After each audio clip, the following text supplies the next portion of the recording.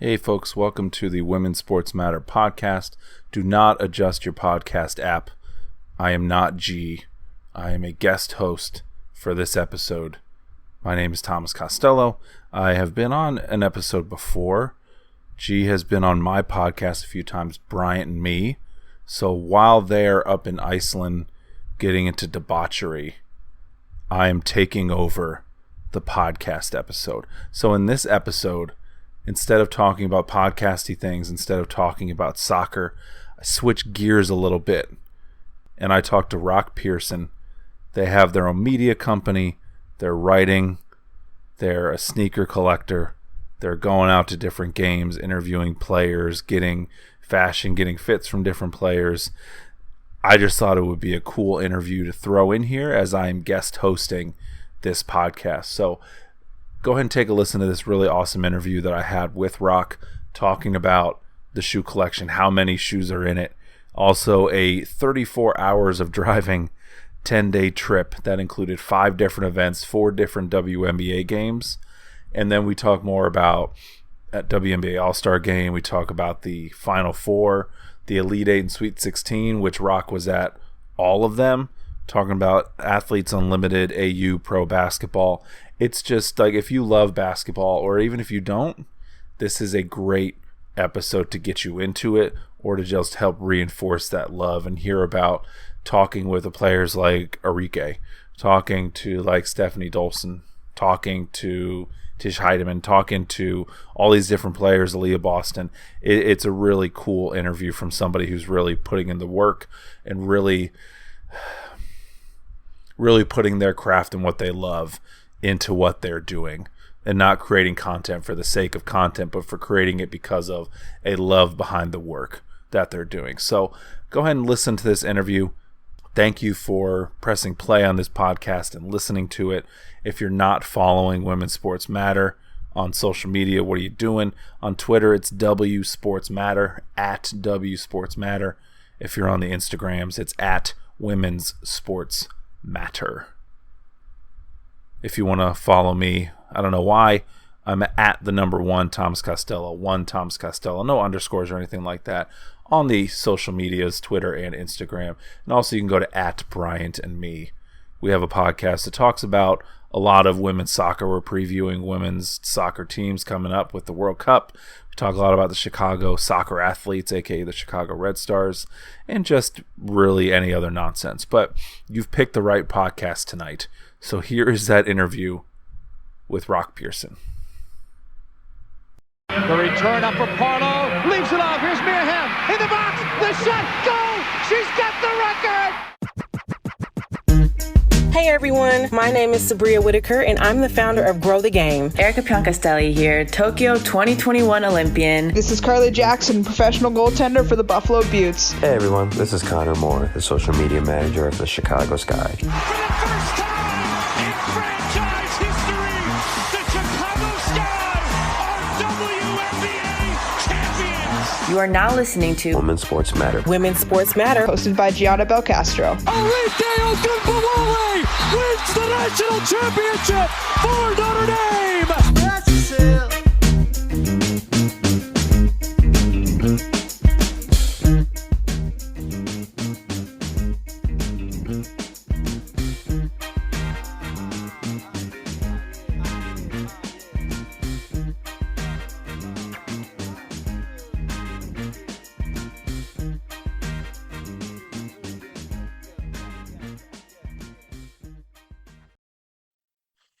Hey friends, we've got Roc Pearson here. I have a quick question for you before we get into anything involving like basketball, your travels, anything like that. How is your shoe collection? Did the neighbor's water get to the shoes? Because No, I saw that today. I was was so worried. I had to rush home. It did not. It was in my garage a little bit, but that's it. Oh, thank That's goodness. all. Right. Those are my babies. Oh. So I was like, no. So that how many pairs of shoes do you have? Wow. All right, we're starting heavy. The last time when I moved to Charlotte, we were like 125. And that was 2 years ago. Oh wow, so that's you have since then it has, I'm like guessing, increased. Yes. I don't think I'm above 200. So between 100 and 200. Wow.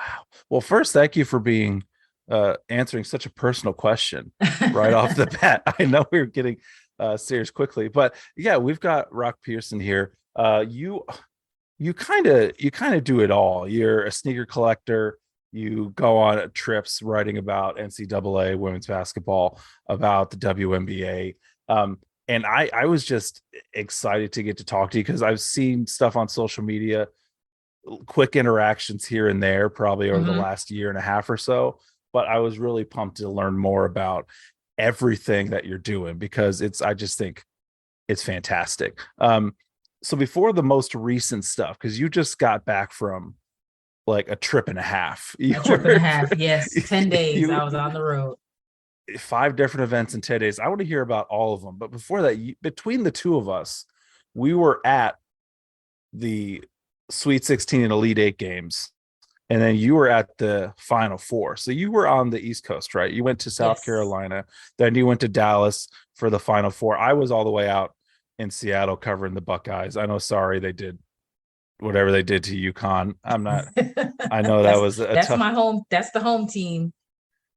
It's sorry. okay. It's okay. It We've had shocked many me. good years. Yeah. That's very true. It shocked me as much as it probably shocked you. Kind of go through, how was that experience being able to, I mean, you see the eventual champions in LSU and South Carolina, you go to Dallas and watch the Final Four. Kind of how was that experience like as a whole? So I love women's basketball. Whenever I'm in an arena, I just feel it like all through my body.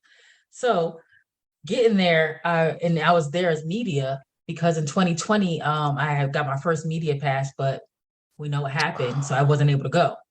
So now this year I applied and I got it, and I was like, yes, redemption. So get there. Everybody's just so nice. We get, see Dawn, you see Kim, you see everybody. It's just a really, really, really good time. And the arena was just electric. The Iowa and South Carolina game, the tension was ridiculous. Like, I don't think anybody in the press box talked the whole game.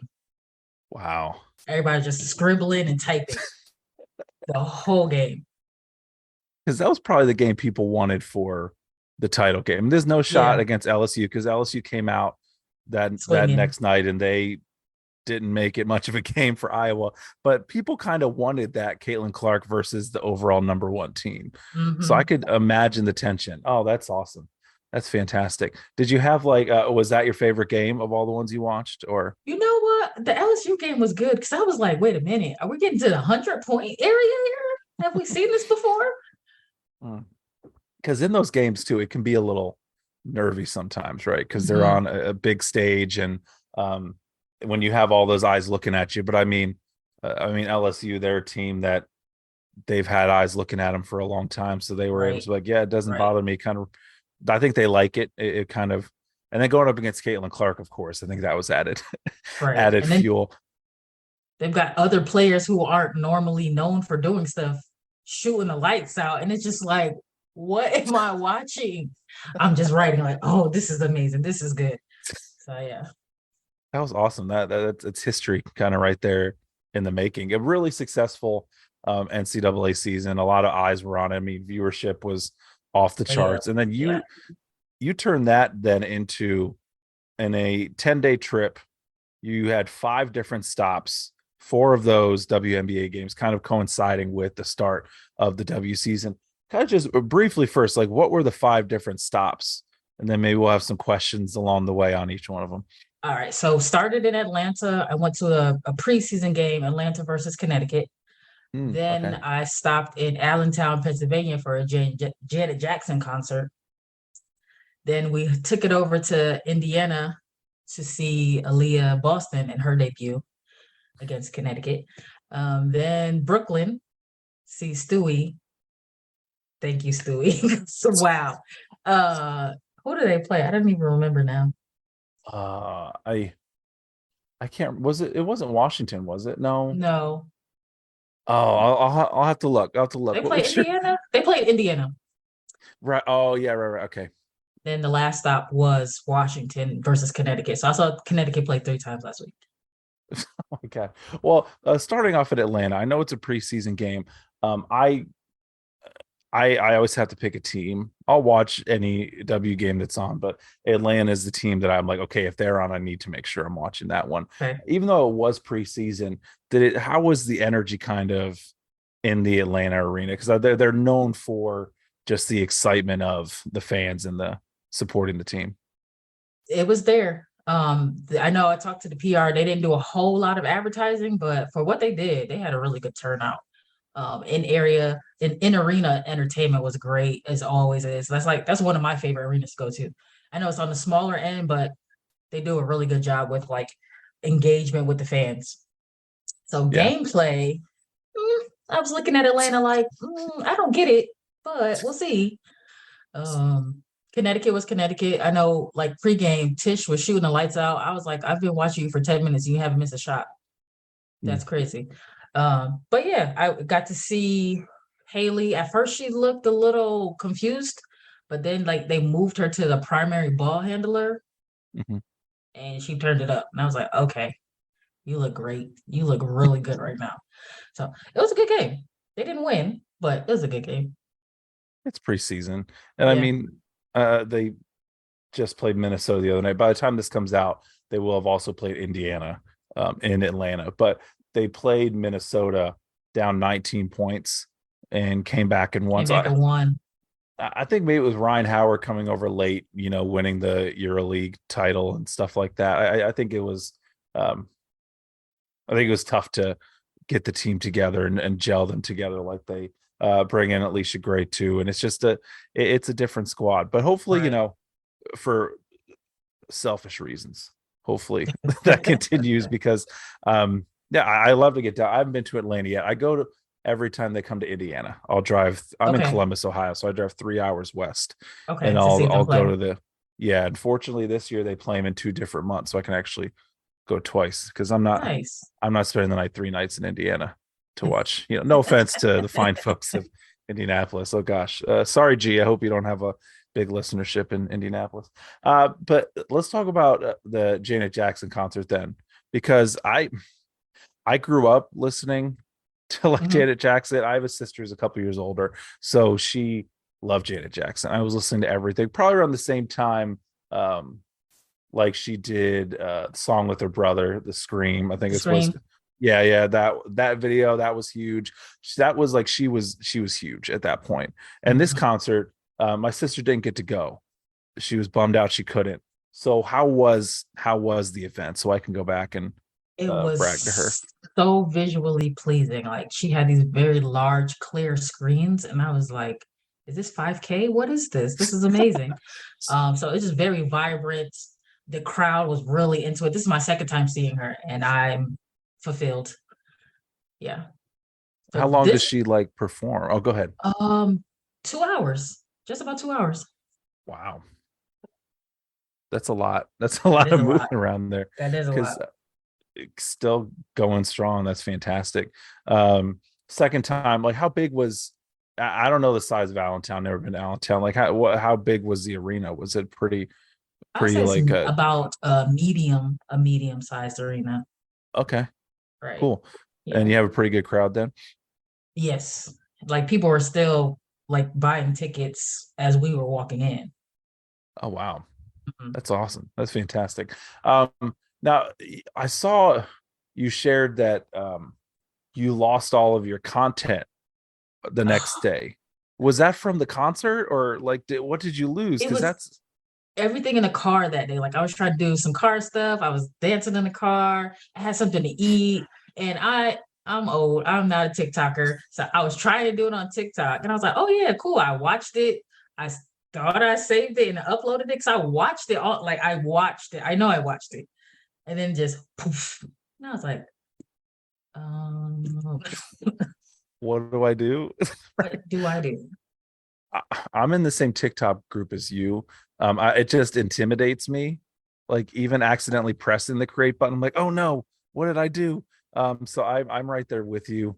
Not my cup of tea. And just like I'm not good on camera. I don't do well filming myself on camera. It's just a weird thing. But I would say the stuff that you post online, I think it's fantastic, because kind of going into, well, not the next game, because you saw Indiana. We'll come back to Indiana in a minute, but you will meet players in the tunnel. You will ask them, what shoes do they have? You'll ask them, like, what are they wearing? What different players did you meet? I know you posted a couple of them, but how many players do you usually do that with? So I think my focus for this season was to do that a lot, because that's my lane, right? That's what I like to do. I know sometimes I sit in the pressers and other people are doing all these facts and numbers, and I'm like, I don't know that stuff. So I just talk about fashion and watching the players light up when I ask them like a non-basketball question. So this trip I got to ask Aaliyah, I got to ask Steph Dolson, Tisha Heidemann, and Dejanay Carrington. That's awesome. Yeah. That's fantastic. And I mean, I think that any kind of content that folks make, like you talk about the folks in the media room asking stats and whatnot. I mean, I'm in the media room, and even I'm like, I don't know, they get into some stuff. I'm not like a data person. I'm not a big number cruncher. I like watching it and I like writing about it, but staying in the lane of what you enjoy. If you don't enjoy doing it, then what's the point of What is the what's point? the point of being able to do it? And then even the players too, like I've had talking to players like off the record stuff. They want to talk about things. They do. And once the camera's on and once the microphones are on, it's very okay. We got to stay to the script. We have to do our athlete interview. So it's awesome to see them kind of open up and share about it. And you said Aaliyah was one of them. How was watching, her making her rookie season debut with Indiana? I see it. I see something special. I think of, Asia, right? Then I'm like, Aaliyah's gonna pass her. See, she is. Her footwork is amazing. I was like, let me see how she does against JJ. I feel like she got anything she wanted on JJ, and I was surprised. Her and Brianna Jones were went already back and double forth a little teaming bit. her. Oh yeah. Good thing she's used to it, right? I mean, you think that everyone talked about at the WNBA level. Oh, well, now she's going to be able to do stuff on single coverage. I don't know if it's a tactic of teams to, try to frustrate the rookie, but even in the double coverage, it's almost like you said, like she's back at home. It's like, oh, I'm used to this. I'm used to this. Swing it out. I can do this. Yeah. That's fantastic. And what did, so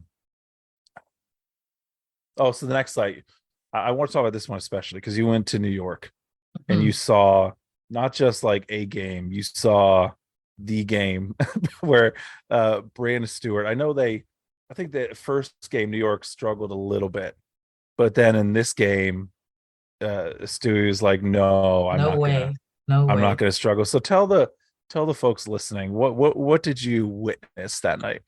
So coming in, she talked to the crowd before it got started, and the crowd was really, really into it.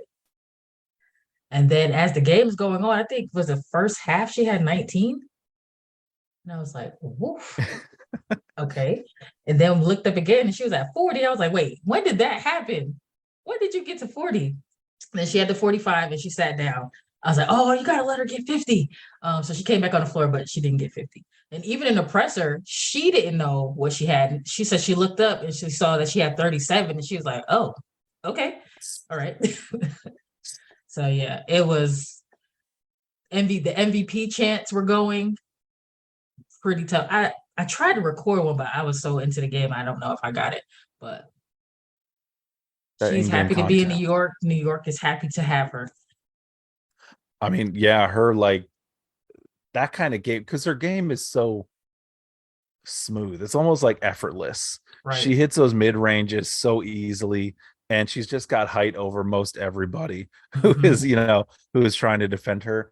So I can see how she's like, oh, I didn't even notice that I had that many points, because it's even her. It's just like, practice, right? You're just going up and popping up shots and they're all happen to go in, and she has her night, but she has more on nights than she has, off nights. That was fantastic. And you've seen a lot of crowds too. Like, you've seen a lot of WNBA crowds. How was it like the excitement did you feel in New York? Because there's a lot of attention on New York with JJ there, with Sabrina there, with Breanna Stewart there. The crowd, they were into it. Like in the Barclays Center gave out these bracelets that they had programmed to change. Like every time New York made a shot, they would light up green. When Indiana was shooting, they would light up red. So it was just like it was a whole thing. It was electrifying. Like, yeah, it was a good time. The Barclays Center is nice. It's huge, right? Yeah. But they filled it up pretty well, and it was loud. Like they announced Aaliyah Boston in the starting lineup, and everybody cheered. I was like, "Oh, that's nice." But when it was time for her to shoot layups and free throws and stuff, it was loud boos. Go back to South Carolina, but they still appreciated her. It's that New York sensibility, well, just Exactly. outside of New York sensibility of like, okay, we'll cheer for you once, but that's it. Well, okay, now welcome to the league, and we're gonna boo you Mhm. mercilessly until you miss these shots. That's interesting that it turned red. I could see like kind of trying to catch him off guard. It must have done something because they did not have a very good evening that night. That was tough. That was difficult. But yeah, her performance that was exactly what New York wanted whenever she came over to there. Yeah. Like that was the goal of bringing her there. So you don't have Sabrina playing by herself and trying to be the only playmaker. It's going to be dangerous. That's going to be dangerous team. It is going to be very dangerous because JJ still trying to catch her stride. So when she does, Sloot looks like Sloot. But Nyjah looked okay. Her shots weren't falling, but she was getting them. So once they start falling, scary. You see, even John Welsh, she's injured and she's still trying to come back from that. So anything you get now, is okay. But when she's back to full strength, that's going to be very, very dangerous. That's going to be fun to watch. A little nervy, not as a New York fan. It's going to be probably rough watching some games, but hopefully Atlanta can do something against them.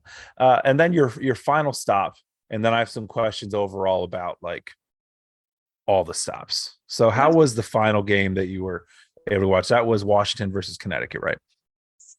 So it was kind of relaxed at first, and then Connecticut was up, and then that crowd they were on the refs. I was like, woof, I wouldn't want to be a ref here. And they started coming back, and the crowd got loud, but then Connecticut pulled away. So you see the emotions going through the fans, like, oh, we're coming back. Oh, we're not going to do it.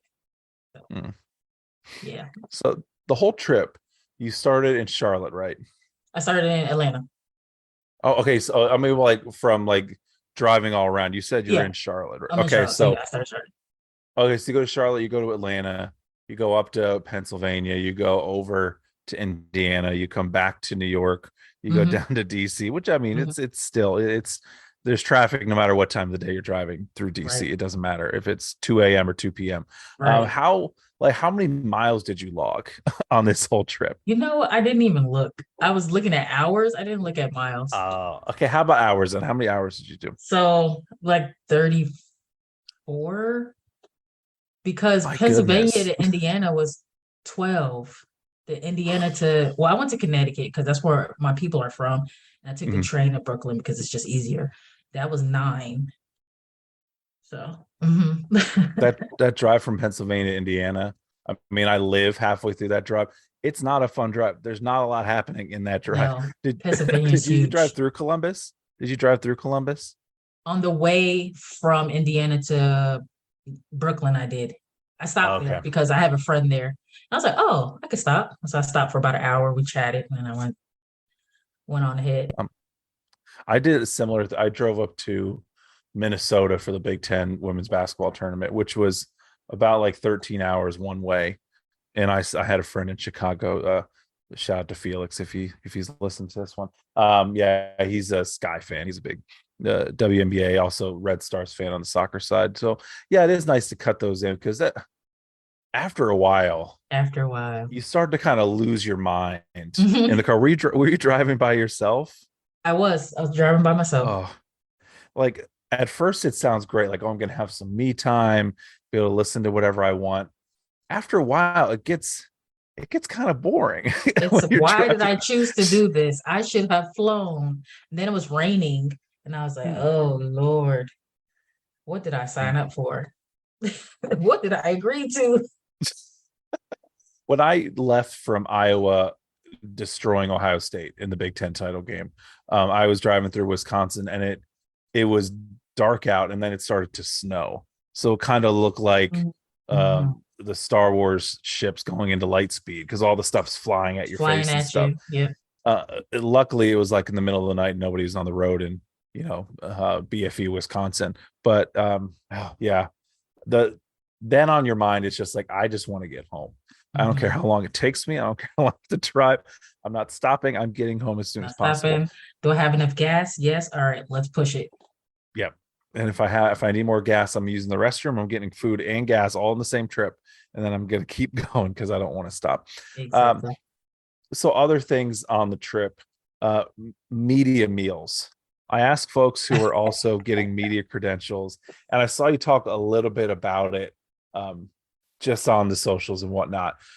How would you rate some of the media meals that you got? What was the best one, and what did they have? And then what was the worst one? Okay, the best one. You can name teams. It's okay.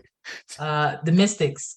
They had it. Well, I like kava, right? So they had kava and Voss water. I said, "Oh, this is a little fancy. I like it." Wow, that does sound really fancy. Wow. The worst one, surprisingly, was Barclays. Really? They had burgers and tots, and the burger didn't taste like anything. Like one of the frozen patties they got out of the freezer. That's what it felt like. Yeah. And the bread was like soggy, so I was like, okay. Atlanta's cool too because it's you can go to any of the stands and then you just get 50% off, so you pretty much get to pick which one. So that's something nice. Learning too. Some places are free, some places you get 50% off, but you just gotta figure it out. Yeah, not all media meals are created equal. Let's put it that way, because there are some really tough ones out there. Maybe at Barclays they spent all the money on the wrist bracelets. Maybe that's why you couldn't get the coding, right? Right, you couldn't get anything from there. No, that's good to hear. That's good to hear that you had some good stuff on the road, because those road meals too, those media meals, well, that's sustenance. You need that. Another question too about your interviews with the players. Last year you went to the All-Star game. Yep. You had a lot of these videos of a lot of different players in the tunnel coming like in and out of practice and whatnot. Did anybody this time around in your 10-day trip think you wanted to take their shoes from them? Not this time. I learned how to ask. Can you tell that story? How did that happen? Okay, so All-Star game, I'm walking into to the court, and Enrique's coming out, and I see her shoes. I'm like, oh, we got to get those. So I'm like, hey, can I get your shoes? And she was like, huh? These? No, you can't have these. I was like, no, I don't want to have them. I just want to take a picture of them. And she was like, oh, okay. So she had on Kobe's, the Grinch colorway. So that's why she was like, oh, no, you cannot have these. So, that was a funny video. We'll have to link that out because that was a good watch. So you've done all of these trips, and this is just this year. Now the All-Star game was last year, but going to South Carolina, going out to Dallas. Did you fly to Dallas for the Final Four? I did. Okay. Oh yeah, that's smart.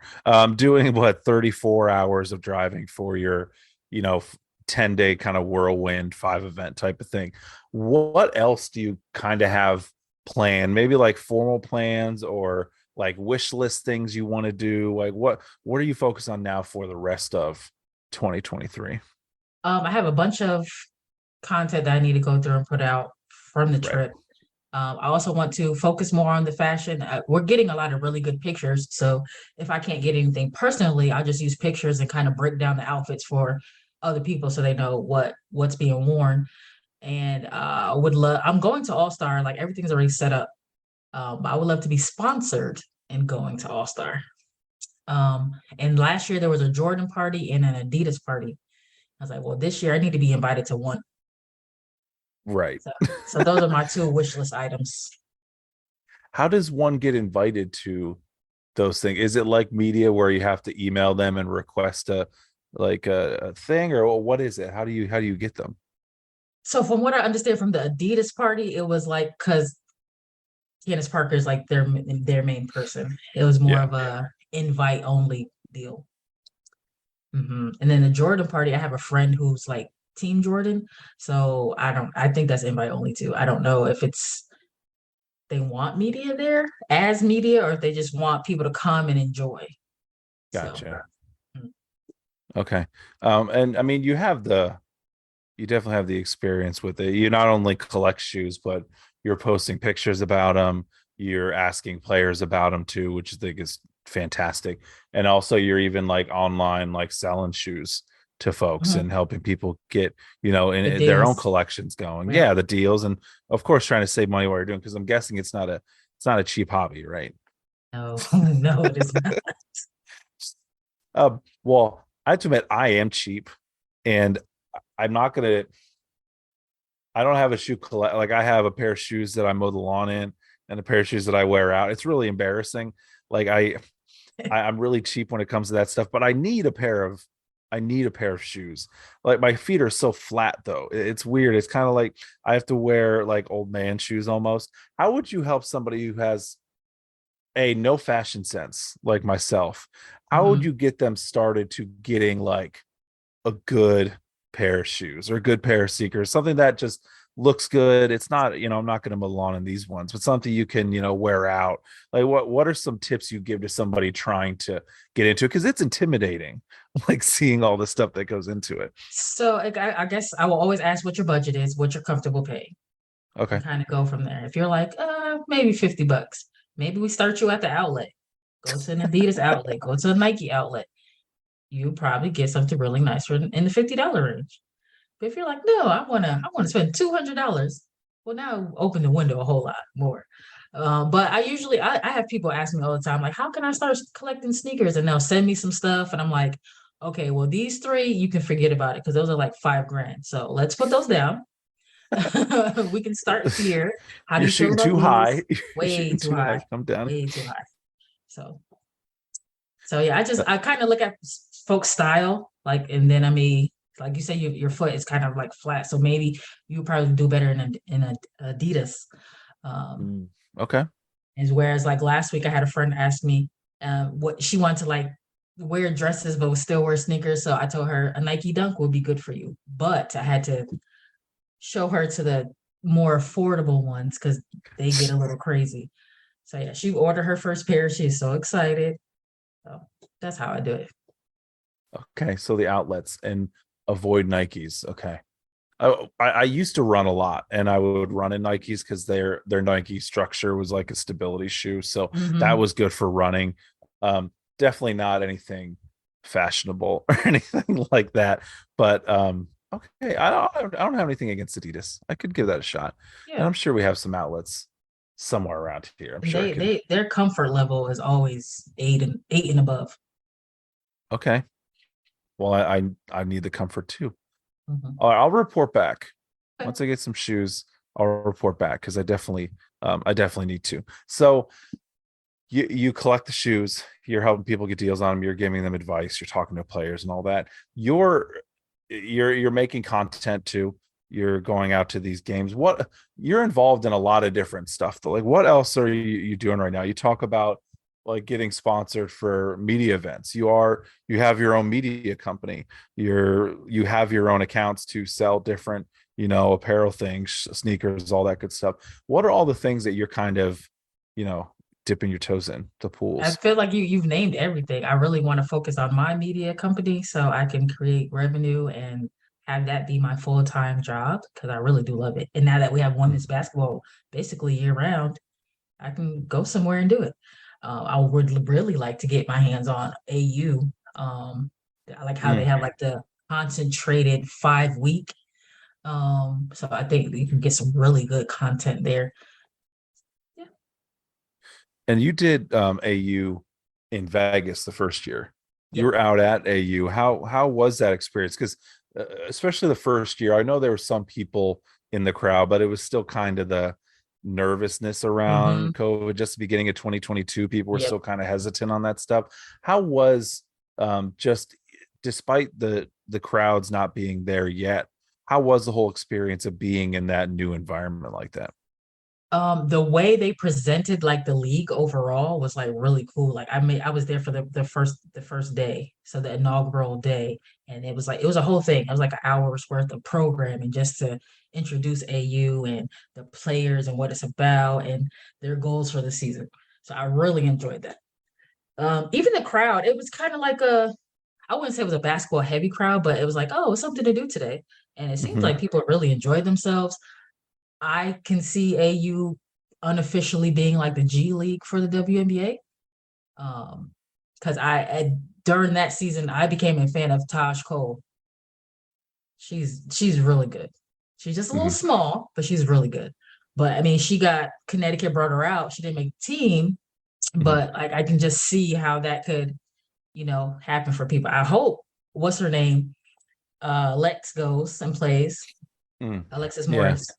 I think it would be really good. That is a place for this. Oh, go ahead. What's her name? KB for the Aces. I was so happy to see her go play. Kirsten Bell. Yeah. Yep. So happy to see her go play. I think it helped her game for this year. Yeah, for sure. Then go playing at AU, playing in Europe. She's from Canton, Ohio, right around where I'm from.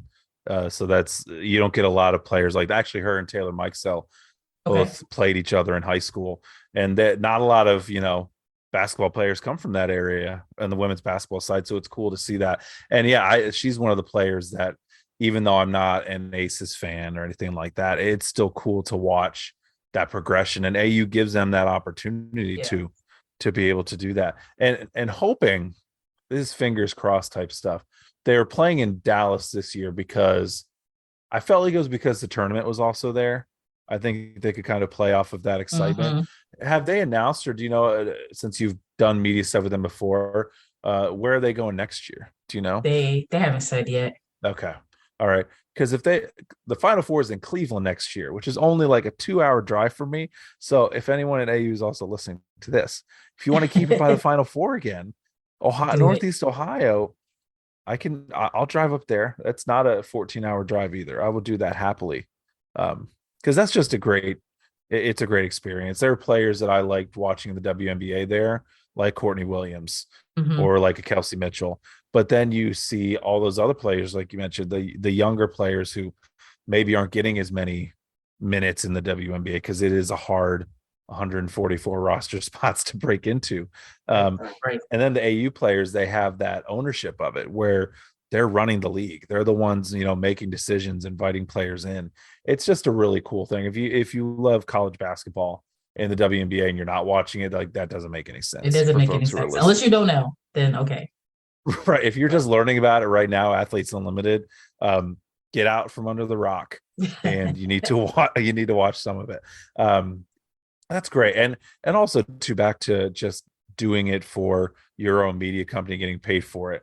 That's another thing I think is fantastic. I think everybody should go for it and push for getting paid for what you do, because it's not easy work making all the content. And it's probably not even easy. Like at this point, you seem comfortable going up to players and asking them that stuff. For me, I had to get over like a lot of nerves at first to go up and just talk to a player randomly. When did that come to you? Like, how long did that take? Or were you just like, I'm just going to shoot my shot and see what happens? I think during Final Four, that's when it just clicked, because I was there. I like to go early, right? Got there early. I went to the court, took some footage. I'm leaving. I'm looking at my phone. I look up, bam, Lisa Leslie. I can't speak. I'm just like, I'd be the same way. I would not know what to do. She's like, good morning. And I'm just like, so, but then like an hour after that, I was like, I could have got her outfit. So I don't want that feeling anymore. I don't want to feel like I could have done that or whatever. So for now, the players I've been running into are people I already watch. Like I really do enjoy watching Tish and Dejanay in the tunnel. So when I got her out of the presser, they were both standing right there. And I was just like, go for it. That's awesome. Because that's not an easy thing. Like, I know folks on social media want to say they would do this, but whenever you're in Right. front of the person and they're a real person, it's not like adding somebody on social media. This is actually talking to them and Mhm. conversing with them and avoiding those Lisa Leslie like moments where you're like, Right. like that can be difficult. So I just commend you for that. I think that's awesome. Thank you. And also all the stuff, like if you're not following Roc on social media, that's just, again, get out of the Roc, the ROCK Roc, and see what is happening. So could you share for everybody like your different social media platforms, how they can find you, the different stuff that you're working on, where they can find that stuff at? All right. So for Instagram, it's Chronicles of Roc. And also on Twitter, it's also Chronicles of Roc. Then, like, if you want the deals on sneakers, that's Perception by You. I also write for Beyond Women's Sports and make graphics for them. And lastly, I'm doing my own thing with media, and that's RP Media. I do not have social sites yet, but my website is up. Awesome. I think that's all of it. That's a lot. Yeah. That's fantastic. And just like posting the pictures of the shoes that you post online, like there are certain folks that, like, you get on Instagram and there's a lot of different tick marks at the top. You're like, oh man, this is too much. Every time you post, I'm like, oh my God, I need to see everything, because the stuff that you share is just like your own stuff, and then the stuff that you find and reshare. I think it's just great because, again, I'm the cheap non-sneaker collecting person, so some of the stuff you share, it's really awesome. So if you love sneakers, if you love fashion, stuff like that, that's perfect. Plus all the graphic works you do on Beyond Women's Sports and the videos and whatnot. We'll make sure we put all the social medias in the show notes too, for folks listening. But honestly, thank you so much for sharing about, where you've been, where you're at, kind of where you're going with all this stuff. I really appreciate you giving me the time. Thanks for having me and thinking about me. So that was pretty sweet. Oh, no, you're doing all the hard work. I just talk behind the microphone. Well, yeah, go ahead and follow everything that Roc is doing, and especially as the season goes on, All-Star Game, all that stuff. You're if you want to see a behind the scenes look, this is where you're going to get it. So thanks again. Thank you.